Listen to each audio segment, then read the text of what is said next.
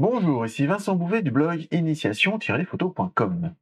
Aujourd'hui, je partage avec vous l'un des filtres neuronal de Photoshop. Alors, dans Photoshop, nous avons des filtres neuronaux qui ont été implémentés sur les dernières versions de Photoshop. Ces filtres ont la particularité d'être basés sur de l'intelligence artificielle et fonctionnent de façon plus ou moins probante. Aujourd'hui, nous n'allons pas voir tous les filtres, on va en voir un seul qui fonctionne relativement bien en fonction des options que l'on active. Pour illustrer ce filtre, j'ai utilisé une photographie d'une star bien connue, histoire qu'on se rende compte de la transformation. Et pour le coup, pour que ce soit bien probant, j'ai choisi Angelina Jolie, qui est, comme son nom l'indique, jolie. Alors, on va dans Filtre, on va dans Neural Filters, et on a une fenêtre qui s'ouvre avec une liste de filtres. Alors, il se peut que vous ayez un petit nuage comme ça à la place des boutons. Et dans ce cas-là, il faut cliquer dessus pour le télécharger, puisqu'ils ne sont pas tous téléchargés d'emblée sur Photoshop au moment de l'installation. Donc, vous cliquez dessus, ça prend quelques secondes et vous l'avez. Grosso modo, ici, vous avez les filtres en vedette, c'est ceux qui sont logiquement les plus aboutis.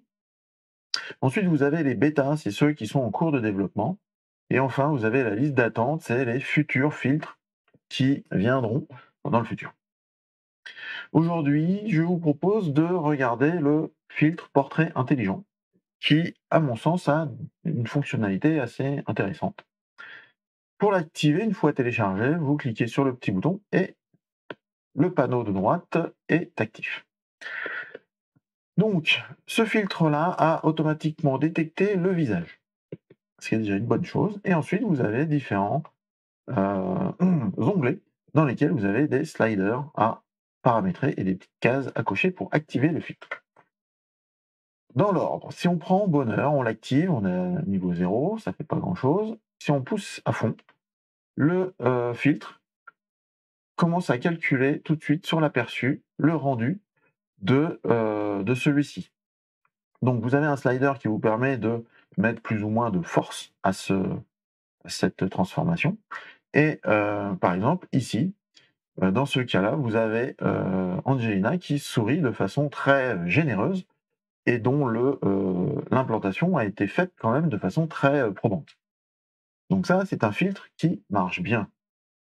Vous avez l'âge de la personne de la même manière. Si on pousse à fond, on va la vieillir et on voit qu'elle prend un sacré coup de vieux. On peut faire de la même manière dans l'autre sens et on voit qu'elle a pris quand même un petit coup de jeune. Avant, normal et rajeuni. Donc ça marche plutôt pas mal ces deux-là. On va essayer de faire bonheur, mais à l'inverse, pas heureuse. Et là, pour le coup, on voit qu'il y a un truc bizarre au niveau de la bouche.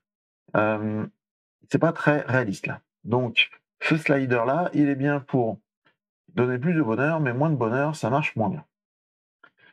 Épaisseur de cheveux, c'est pareil, vous voyez sa coupe de cheveux, on peut pousser et là, c'est plutôt pas trop mal. Et par contre, lorsque l'on baisse, là, on commence à voir des choses, peut-être un petit peu moins propres. Direction des yeux, on peut faire tourner les yeux vers la droite et on peut faire tourner les yeux vers la gauche. Ça marche pas trop mal. Dans le deuxième panneau, expression, on retrouve bonheur, c'est exactement le même. Par contre, on a l'objet surprise et là, on peut mettre surprise à fond et on voit qu'effectivement les, sourcils sont plus rehaussés. Un semblant de surprise. Par contre, au niveau de la bouche, je trouve que c'est pas propre et je trouve qu'au niveau des yeux, c'est quand même bien déformé. Et dans l'autre sens, le sens surprise, c'est un petit peu plus mieux rendu. Par contre, je trouve qu'on reconnaît moins bien Angelina Jolie vers le bas du visage. La colère, on peut la rendre très coléreuse. Et là, pareil, je trouve que franchement, le rendu n'est pas probant. Et la mettre, dans le sens pas du tout colléreuse, là, ça va à peu près, mais encore une fois, là, ça paraît, un petit truc qui cloche. Mais c'est pas le pire. Dans le général, l'âge, on l'a déjà vu, c'est la même chose que dans le premier, et on peut avoir l'orientation de la tête. Alors là, ça fait des choses bizarres. Si on tourne, alors effectivement, on a tourné la tête, mais là, pour le coup, il y a pas de raccord au niveau du cou. Hem, le rendu en soi, ça va à peu près, mais le nez, lui, il a pas complètement suivi. Heu, pour moi, c'est pas au point, et dans l'autre sens, si on tourne la tête complètement dans l'autre sens, c'est pareil, on a l'impression qu'elle a un nez qui fait une sorte de virgule là. C'est pas top. Alors, avec des réglages intermédiaires, peut-être qu'en fonction des photos, on peut trouver quelque chose qui fonctionne, mais attention, c'est pas total. Direction de la lumière, ça peut aller, on voit, l'éclairage. Alors quand on pousse, là, on voit une frontière un peu violente, mais en intermédiaire, ça équilibre un petit peu. On arrive à, jouer, quand même un petit peu sur la luminosité. Encore une fois, ce n'est pas parfait, mais peut-être que dans certains cas, ça peut être probant. Maintenant, ce que je voulais attirer votre attention, c'est par exemple sur, l'âge et le bonheur. C'est-à-dire que, typiquement, je veux vieillir Angelina, donc là, elle a pris un bon coup de vieux, mais en même temps, je voudrais qu'elle sourie, et donc si j'active les 2, en fait, il y a le problème que, elle sourit, mais finalement, elle a repris une cure de jouvence et elle est plus aussi vieille que, ce qu'on avait avant. Et donc ça peut poser problème. Dans ce cas-là, moi, je suis plutôt à vous conseiller d'utiliser ce type de, paramètres, à appliquer les paramètres les uns derrière les autres. Autre chose, je reviens sur le, paramètre visage. Vous voyez qu'il y a une sorte de halo là, qui, n'est pas forcément très propre et qui fonctionne pas bien. En fait, dans le dernier onglet, on a paramètres, on est plus dans le réglage de l'outil, et donc là, si on vient pousser ce paramètre-là, on va venir fondre un petit peu mieux. Donc en fonction des réglages, ce paramètre-là peut être intéressant pour mieux rendre le fondu de la modification. Donc typiquement, là, je l'ai, vieilli, je viens l'exporter, donc on peut faire sur le calque actif, on a modifié le calque, sur un nouveau calque masqué, un filtre dynamique, un nouveau document, je vais faire nouveau calque, et je viens de faire l'application, donc avant, après. Et maintenant, sur la base de celui-ci, je viens reprendre le filtre neuronal et je viens réactiver le même filtre. Et cette fois-ci, je viens lui mettre l'option sourire. Et alors, il faut qu'il calcule, forcément. Et là, on va voir que le principe va mieux fonctionner puisqu'il a uniquement appliqué la notion du sourire, mais il a globalement beaucoup mieux gardé l'aspect âgé de la première retouche. On retrouve là pas mal les rides qui ont été ajoutés. Donc, faut faire les choses de façon un petit peu, progressive. Ensuite, ce que l'on voit pour peaufiner, c'est que c'est quand même fait sous forme de, carré, et on a des choses qui sont pas totalement propres.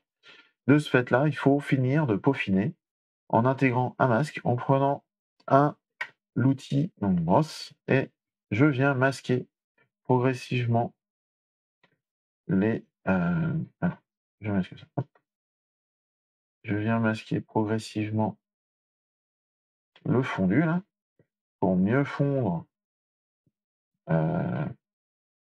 les transitions. Ici, c'est pareil. On va essayer de zoomer un petit peu plus.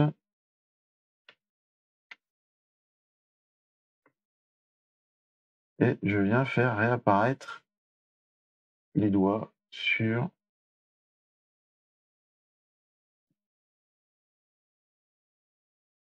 au niveau des cheveux. Un autre doigt, hop, X, et je viens refondre ça à peu près, histoire que ça reprenne un peu plus de vérité. Et ici, je reprends, hop, plus le pouce pour que ça marche un petit peu mieux. Et donc, on se retrouve avec, cette fois-ci, une Angelina toujours jolie, mais quand même beaucoup plus âgée que la version originale. Donc, on ne lui souhaite pas de vieillir aussi vite, mais sous Photoshop, on peut faire un petit peu ce que l'on veut. Voilà ce que je voulais partager avec vous sur ces filtres neuronaux qui sont basés donc sur de l'intelligence artificielle. Ils sont plutôt en cours de développement, il y a des choses qui sont quand même assez fortes. Le fait de faire sourire, je trouve ça assez, impressionnant comment c'est rapide à faire et c'est quand même assez probant. Sur d'autres, paramètres, c'est quand même beaucoup plus hasardeux et ça manque encore de réalisme. Va falloir que ça progresse. Voilà, si vous avez aimé cette vidéo, je vous invite à cliquer sur le pouce vers le haut, à vous abonner à la chaîne YouTube et à partager celle-ci avec vos amis. Mais le top du top est de vous abonner à mon blog initiation-photo.com en scannant le QR code affiché à l'écran. Et vous recevrez en échange mon livre sur le chemin de votre inspiration. Merci beaucoup, au revoir et à bientôt.